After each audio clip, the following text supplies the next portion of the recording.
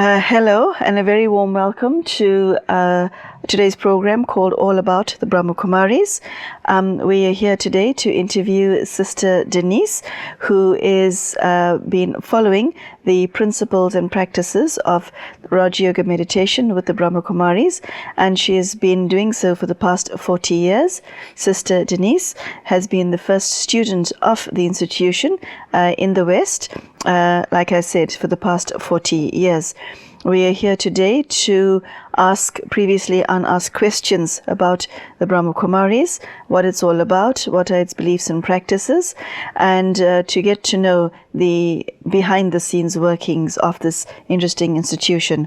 The Brahma Kumaris has been in existence for the past 77 years in India, and it has currently about 120 countries that has members practicing the principles within the institution. Thank you, Sister Denise, and welcome to today's program. Thank you. Today's topic is somewhat a controversial one, and it involves science and spirituality. Yes.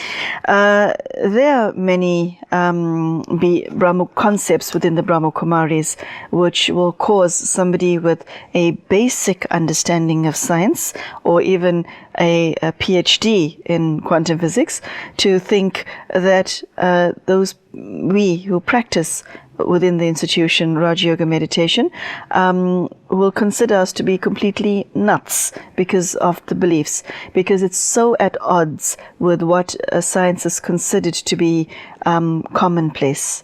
Yes. What would your reaction be to that? Well, first of all, I think that it's really not an institution. Okay. It is a body of knowledge that comes from a divine source.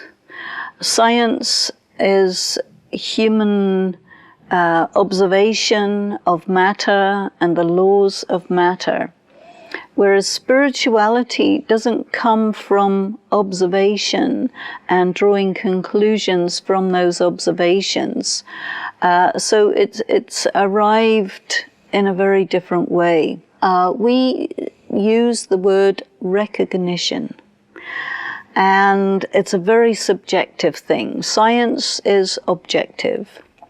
So we're really approaching reality from very, very different angles, which I don't feel are necessarily incompatible.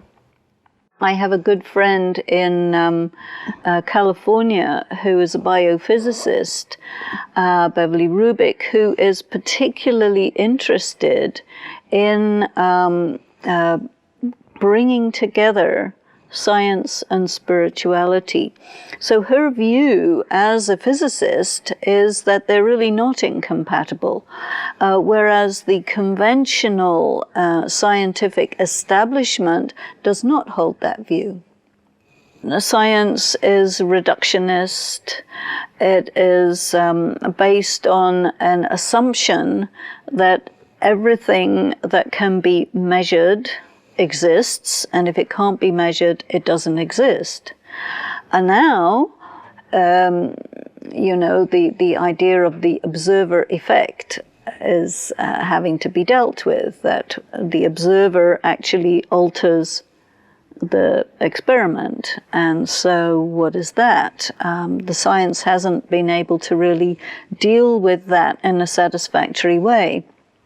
So science is beginning to have to come to terms with the fact that it isn't quite as clear-cut as it thought. And spirituality historically, maybe back from the 15th, 16th, 17th centuries, when science was seriously challenging some of the beliefs in the conventional religions, and science looked much better. And now it's kind of changing again, where science isn't quite so sure of its position. And I would make a difference between spirituality and religion. What we do in Brahma Kumaris, we do not call it religion, but we do call it spirituality. And spirituality, we would say, is to identify oneself as a spiritual being who functions in a material world through a material body, using the sense organs to interface with the material world, and even a person interfacing with another person, a soul to soul, via the human body. But there are so many aspects of human communication that are subtle. So we start talking about atmosphere, vibration, feeling, motivation, intuition, things that, can't so easily get categorized in a more scientific, physical way. So I think that the period of time that we're going through is also a shift in ideas that are happening. So I'm very interested in trying to find contact points between people who are having a scientific background, people who are having a spiritual background, and coming together in meaningful conversation to try to identify areas where science and spirituality are complementary as opposed to the traditional opposition of the two. And I think that that's really the way forward. Does being a Brahmakumari mean that you have to believe something without seeing it? Because that is how science thinks, doesn't it? I see this is a pin because I see it as a pin, so it is a pin. I can prove it's a pin. Now, how do you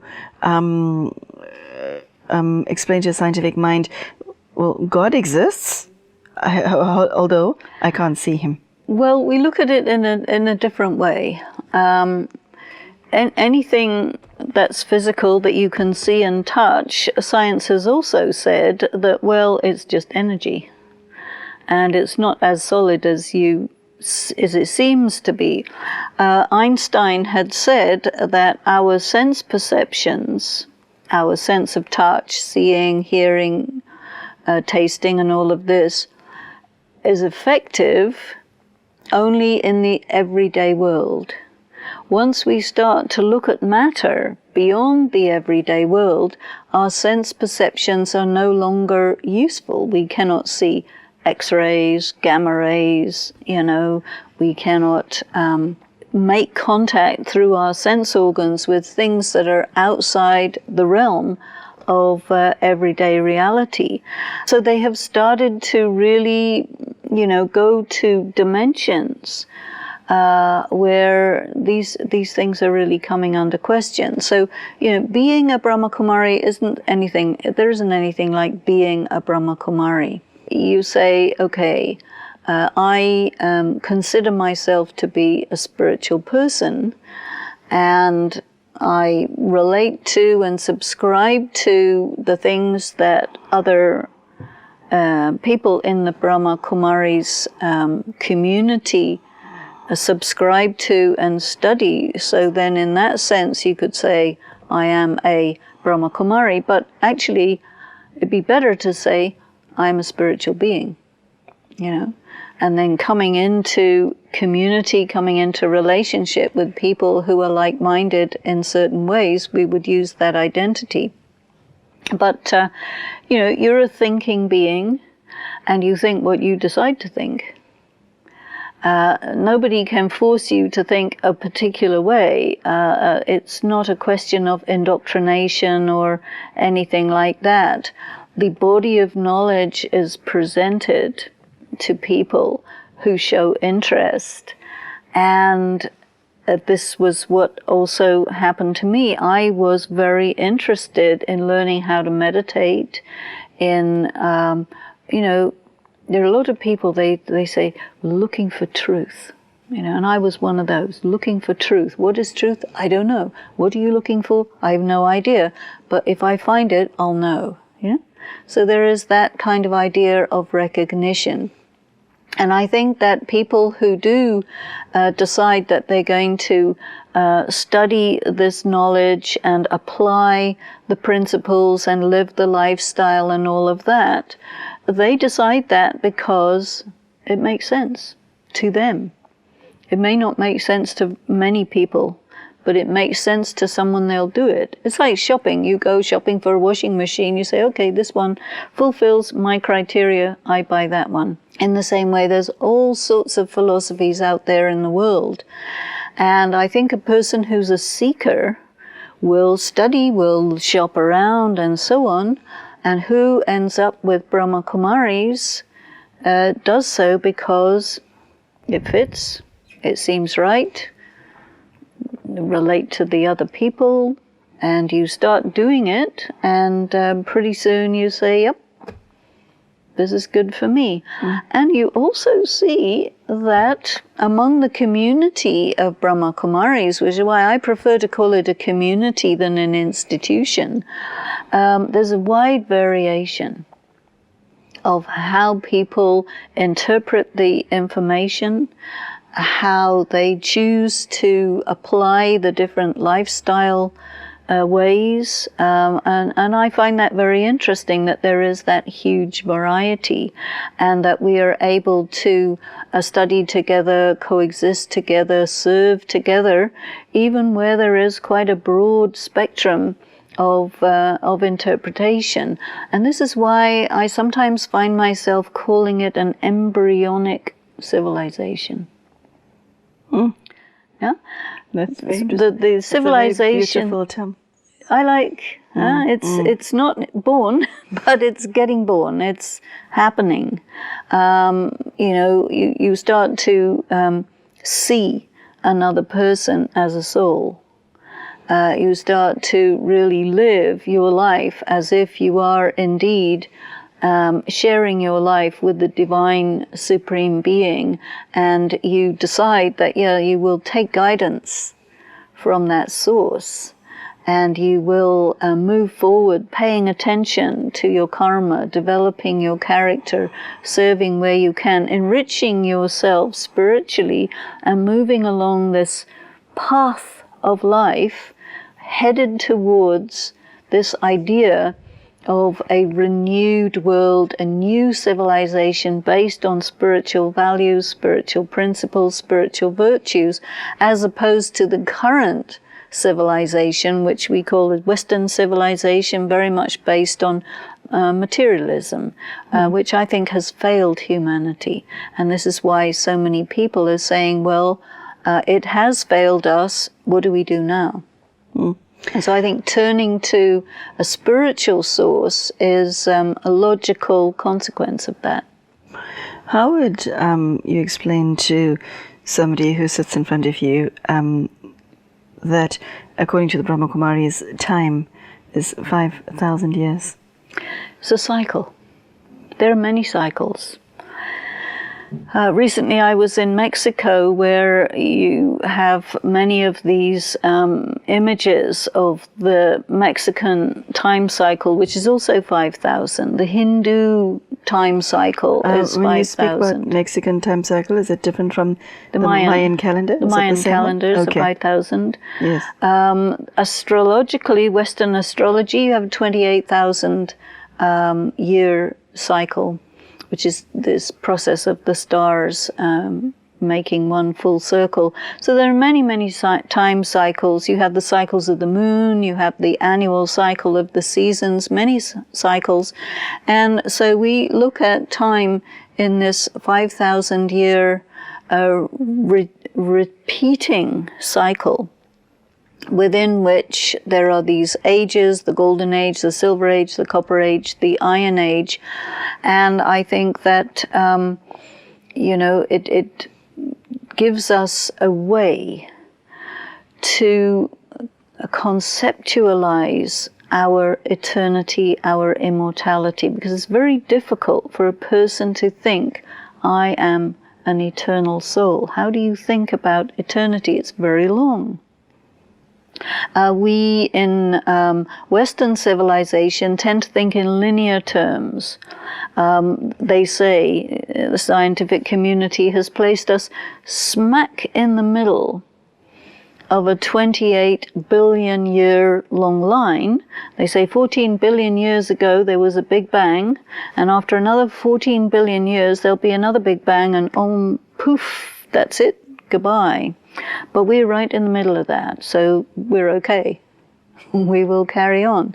But if we carry on the way we are, I don't think we can carry on this way for another 14 billion years. There are many things that are coming up in archaeology and paleontology and so on, which tend to correspond better with some of the myths that you find in the pre-present era communities and civilizations, creation myths, destruction myths, energies from outer space, whatever.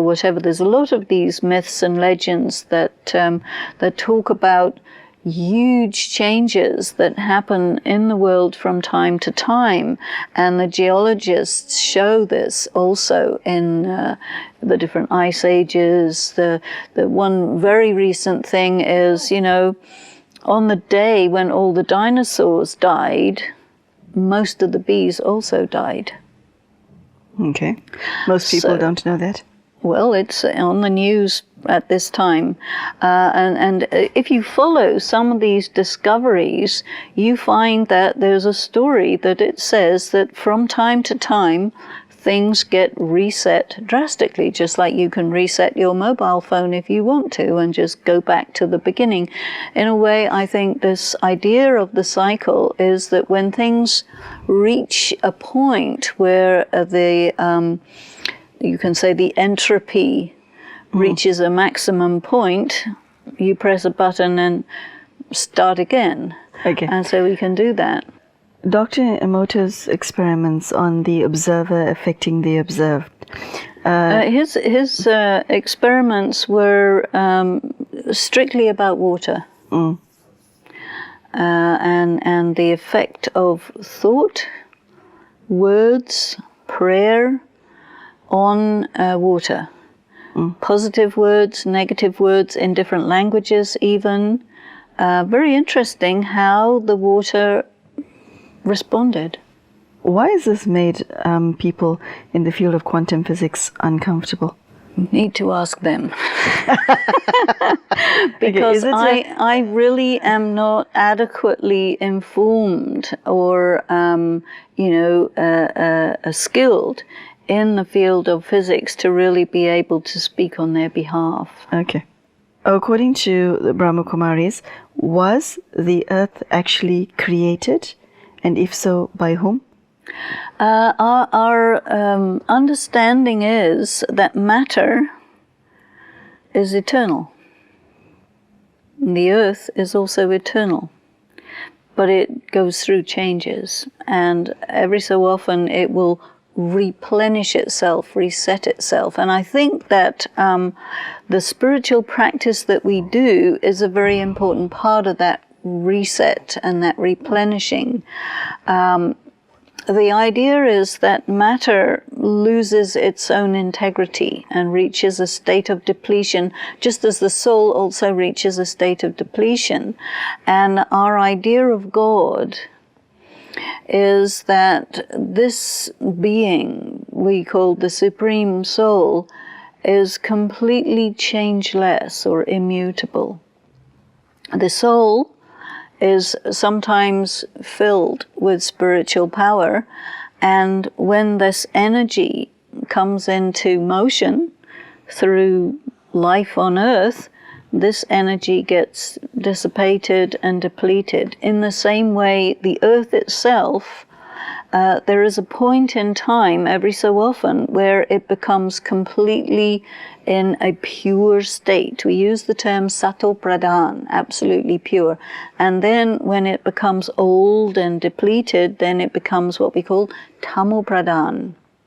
And so to go from tamo pradhan, depleted, worn out, emptied, to Sato Pradhan is the result of this energy from God being pulled by souls.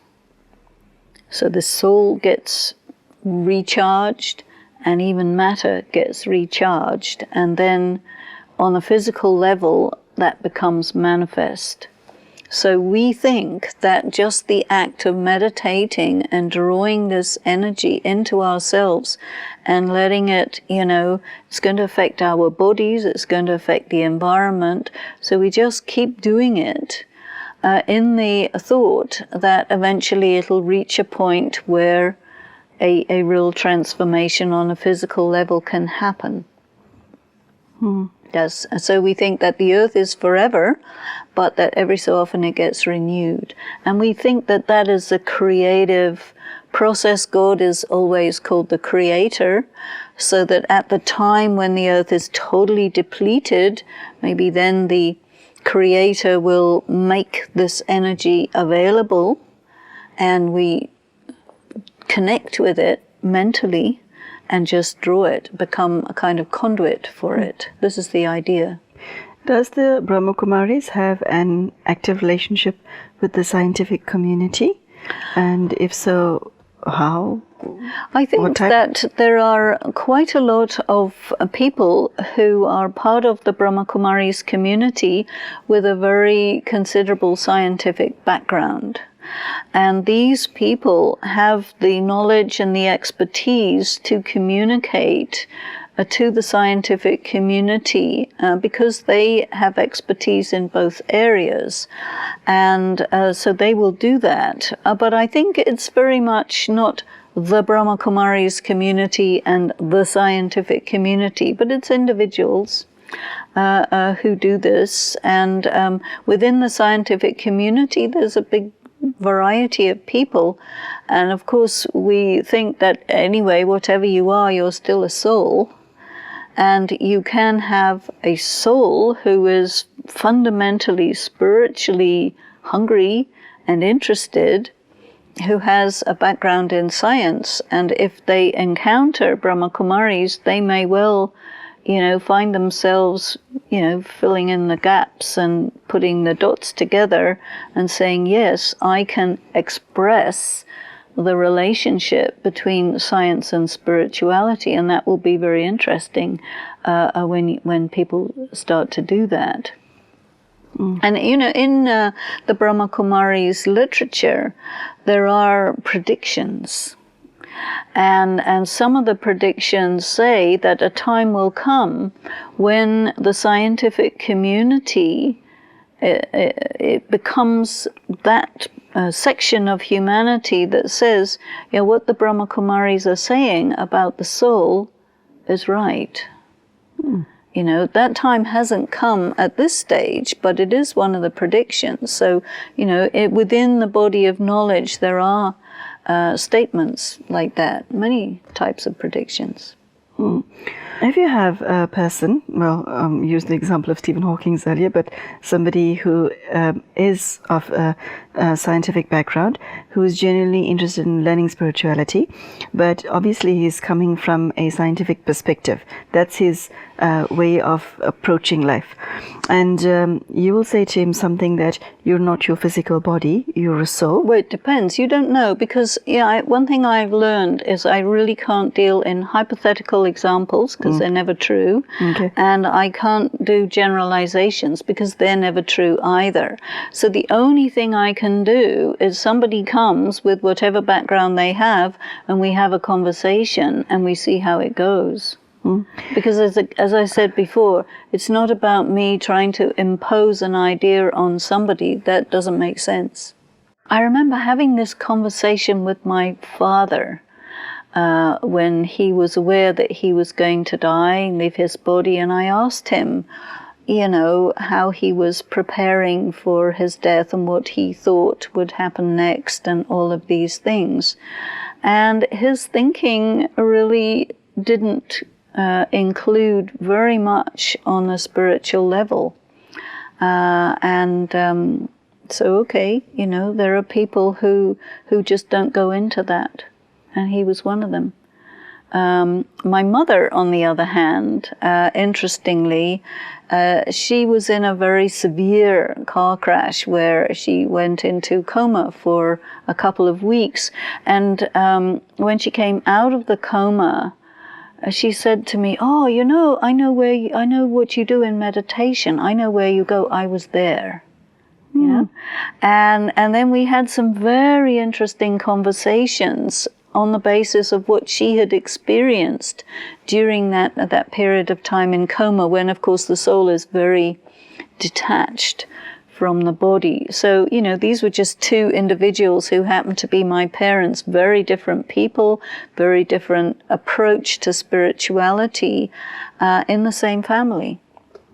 And you get that, you know, in most families, a big variety of where people are in terms of their inner dimension. Okay. Thank you. So this brings us to the end of today's segment. Thank you, Sister Denise. There you have it, listeners.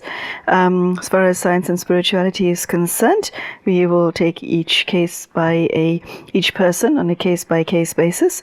And as Sister Denise explained, we're not here to convert or convince anyone.